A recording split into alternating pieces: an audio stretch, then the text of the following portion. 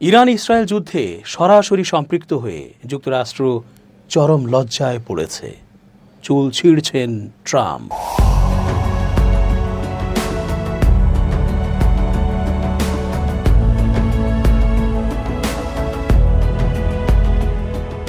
আসসালামু আলাইকুম প্রিয় দর্শক, আমন্ত্রণ আজকের আলোচনায়। চেঞ্জ টিভির আন্তর্জাতিক চোখ অনুষ্ঠানে জে রতন স্বাগত জানাচ্ছি। ট্রাম্প এখন প্রতিদিনই নিজের প্রতি লজ্জায় আর ঘৃণায় চুল ছেড়েন, কারণ তার কোনো কথাই আর ঠিক থাকছে না। এই বলেন ইরানকে ধসিয়ে দেবেন, আবার বলেন ইরানের আলী খামেনি সবচেয়ে জ্ঞানী ও সাহসী নেতা, আবার বলেন ইরানের শাসন ক্ষমতায় চেঞ্জ আনবেন, আবার এও বলেন ইরানের বর্তমান সরকার খুব সাহসিকতার সাথে ইসরায়েলের সাথে যুদ্ধে নিজেদের আসন পোক্ত করেছে। আবার অতি সম্প্রতি এটাও বললেন ইরানের ওপর আবারও হামলা চালাবে আমেরিকা। আসলে বাংলাদেশের ওই স্বৈরাচার এরশাদ সাহেবের কথা মনে পড়ছে খুব। তিনি প্রতিদিন নিজের কত কথাই যে কিছুক্ষণ পরপর পরিবর্তন করতেন, এ যেন ছিল এক অবিশ্বাস্য ইতিহাস। ট্রাম্পের অবস্থা তাই হয়েছে। নিজেরা যুদ্ধ লাগিয়ে দিয়ে কখনো সরাসরি অংশগ্রহণ করেও যখন নিজেরা আসলে কি চাইছে তা বিশ্ব দরবারে বলতে পারছে না, তখন নিজের অসহায়ত্বের কথা ভেবে মাথার সাদা সাদা চুলগুলো ছিঁড়ে ফেলা ছাড়া আর কী বা করার থাকছে। ইরানে হামলা নিয়ে যুক্তরাষ্ট্রের নিজেদের পক্ষে বর্ণনা ও উদ্দেশ্যের বিষয়ে অনেক কিছুই এখনও ধোঁয়াশার মধ্যে আছে, যার উত্তর মিলছে না। ইরানের হামলা নিয়ে পেন্টাগনের সংবাদ সম্মেলনে মার্কিন প্রতিরক্ষামন্ত্রী পিট হেগসেথ ও joint chief of staff chairman general Dan Caine বিভিন্ন বিষয় জানিয়েছেন।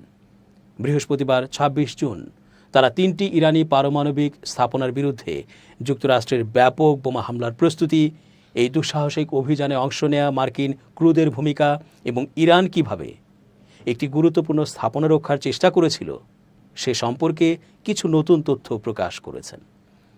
সেখানে প্রতিরক্ষামন্ত্রী পিট হেগসেথ বলেন, যুক্তরাষ্ট্র ইতিহাসের সবচেয়ে গোপন ও জটিল সামরিক অভিযান পরিচালনা করেছে, যদিও তিনি এই বিষয়ে বিস্তারিত বলেননি। সিএনএনের খবরে বলা হয়, এই ব্রিফিংয়ে হামলার পরিকল্পনা নিয়ে কিছু তথ্য দেয়া হলেও ইরানের পারমাণবিক কর্মসূচির উপর এর প্রভাব সম্পর্কে নতুন কোনো গোয়েন্দা তথ্য প্রকাশ করা হয়নি। কেইন ও হেগসেথ বারবার বলেন, এই মূল্যায়নের দায়িত্ব কেবল গোয়েন্দা সংস্থাগুলোর।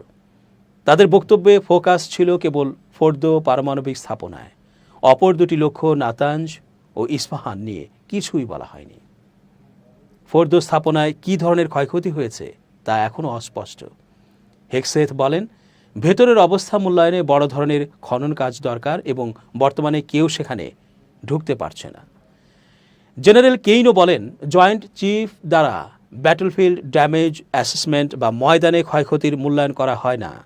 আমরা নিজের হোমওয়ার্ক নিজেরা মার্ক করি না, সেই কাজ গোয়েন্দা সংস্থার। এদিকে পেন্টাগনের ডিফেন্স ইন্টেলিজেন্স এজেন্সি অর্থাৎ ডিআইএ এর প্রাথমিক মূল্যায়নে বলা হয়েছে, ইরানের মূল পারমাণবিক সক্ষমতা ধ্বংস হয়নি, বরং কয়েক মাসের জন্য বিলম্বিত হয়েছে। তবে পরে সিআইএ পরিচালক জন র্যাডক্লিফ বলেন, এসব স্থাপনা ধ্বংস হয়েছে এবং সেগুলো পুনর্নির্মাণে কয়েক বছর লাগবে। হেগসেথ বলেন, সফল হামলা হয়েছে বলে দাবি করা হলেও পুরোপুরি মূল্যায়ন সম্পন্ন হয়নি এবং এটি সময় সাপেক্ষ। এছাড়া প্রেসিডেন্ট ট্রাম্পের দাবির পেছনে নির্দিষ্ট কোনো প্রমাণ এখনও উপস্থাপন করা হয়নি। বৃহস্পতিবার প্রেসিডেন্ট ট্রাম্প ট্রুথ সোশ্যালে দাবি করেন, হামলার আগে ইরান গোপনে ইউরেনিয়াম সরিয়ে নেয়নি।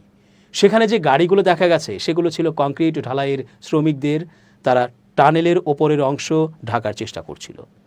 কিছুই সরানো হয়নি। যদিও যুক্তরাষ্ট্র হামলার প্রস্তুতি ও কৌশল নিয়ে কিছু তথ্য প্রকাশ করেছে, তবে ইরানের পারমাণবিক কর্মসূচির প্রকৃত ক্ষয়ক্ষতি নিয়ে অনেক প্রশ্নের উত্তর এখনও পাওয়া যায়নি।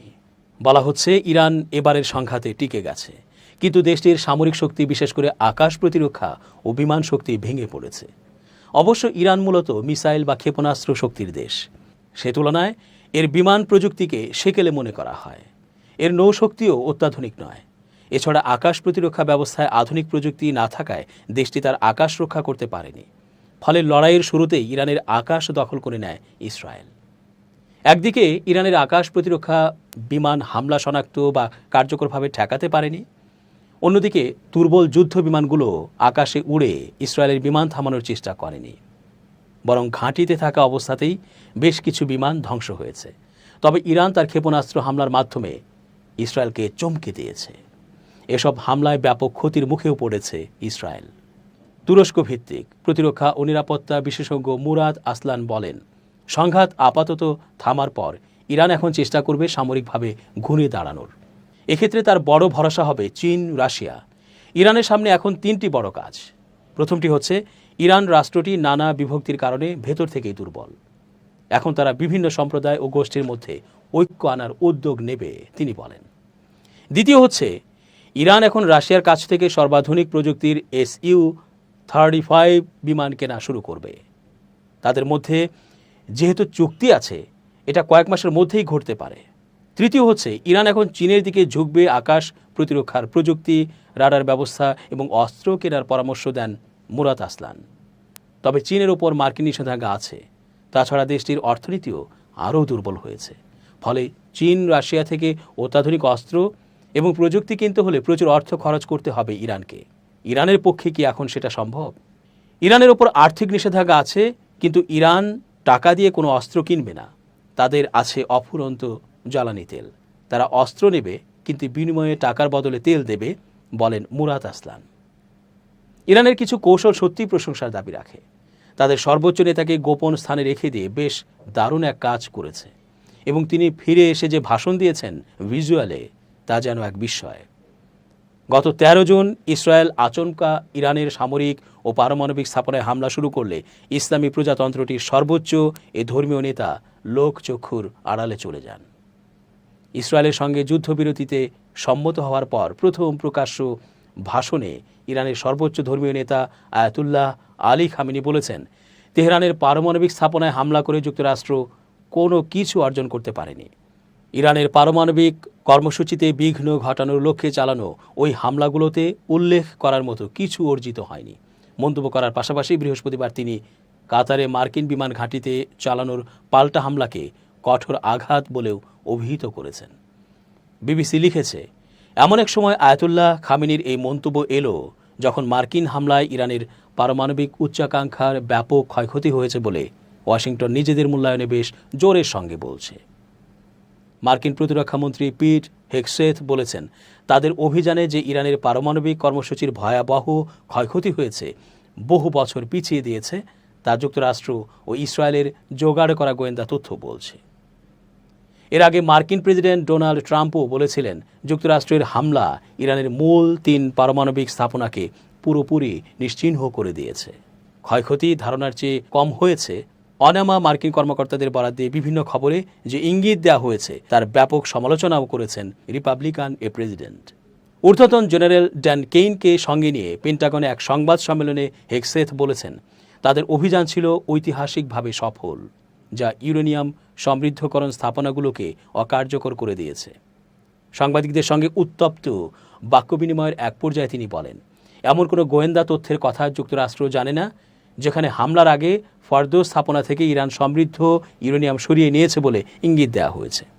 মাটির অনেক গভীরে অবস্থিত এই ফর্দো স্থাপনাটি অকার্যকর করে দিতে যুক্তরাষ্ট্র রোববারের ওই হামলায় খুবই শক্তিশালী বাংকার বিধ্বংসী বোমা ব্যবহার করেছিল।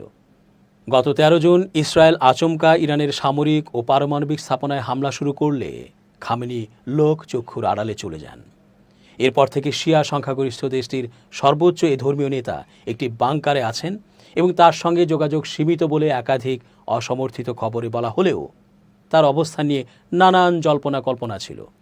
বৃহস্পতিবারও তিনি কোথা থেকে ভাষণ দিয়েছেন তা খোলাসা করেনি ইরানি কর্তৃপক্ষ। তিনি নিরাপদ আশ্রয়ে ছিলেন বলে দিন কয়েক আগেই ঊর্ধ্বতন এক কর্মকর্তা স্বীকার করে নিয়েছিলেন। ভিডিও ভাষণে খামেনি ইরানে ফের হামলা হলে মধ্যপ্রাচ্যের মার্কিন ঘাঁটিতে আরও হামলা চালানোরও হুঁশিয়ারি দিয়েছেন। তিনি ইসরায়েল ও যুক্তরাষ্ট্রের সঙ্গে সংঘর্ষে ইরানই জয়ী হয়েছে বলেও দাবি করেছেন। ইসলামী প্রজাতন্ত্রটির সর্বোচ্চ ধর্মীয় নেতা বলছেন, পারমাণবিক স্থাপনায় হামলা নিয়ে ট্রাম্প যা বলছেন তা অতিরঞ্জিত। তারা কিছুই অর্জন করতে পারেনি, তাদের যে লক্ষ্য তা পূরণ করতে পারেনি বলেছেন তিনি। কাতারে মার্কিন ঘাঁটিতে হামলা প্রসঙ্গে তিনি বলেন, ইরানে হামলা হলে এ ধরনের ঘটনা ভবিষ্যতে আরও ঘটবে, তাতে নিশ্চিতভাবে শত্রু ও আগ্রাসনকারীদের ব্যাপক ক্ষয়ক্ষতি হবে। কাতারের মার্কিন সামরিক ঘাঁটিতে ইরানের এই হামলায় কেউ নিহত হয়নি বলে জানিয়েছে যুক্তরাষ্ট্র। হামলার ব্যাপারে ইরান আগেই জানিয়ে দিয়েছিল বলে জানিয়েছেন ট্রাম্প। তেহরানের ক্ষেপণাস্ত্রে মার্কিন ঘাঁটিরও কোনো ক্ষয়ক্ষতি হয়নি বলে দাবি পেন্টাগনের। এখন ইরানকে আলোচনার টেবিলে ফেরাতে যুক্তরাষ্ট্র অনেকগুলো বিকল্পের কথা ভাবছে বলে সিবিএস নিউজের এক প্রতিবেদনে বলা হয়েছে। এসব বিকল্পের মধ্যে তেহরানের বেসামরিক, উচ্চমাত্রায় সমৃদ্ধ নয় এমন পারমাণবিক কর্মসূচির জন্য তহবিল দেওয়ার ভাবনাও আছে। তবে বৃহস্পতিবার ইরানের রাষ্ট্রীয় টিভিতে দেশটির পররাষ্ট্রমন্ত্রী বলেছেন, যুক্তরাষ্ট্রের সঙ্গে আলোচনার পরিকল্পনা নেই তাদের। দর্শক, আজ এ পর্যন্তই। শুভকামনা।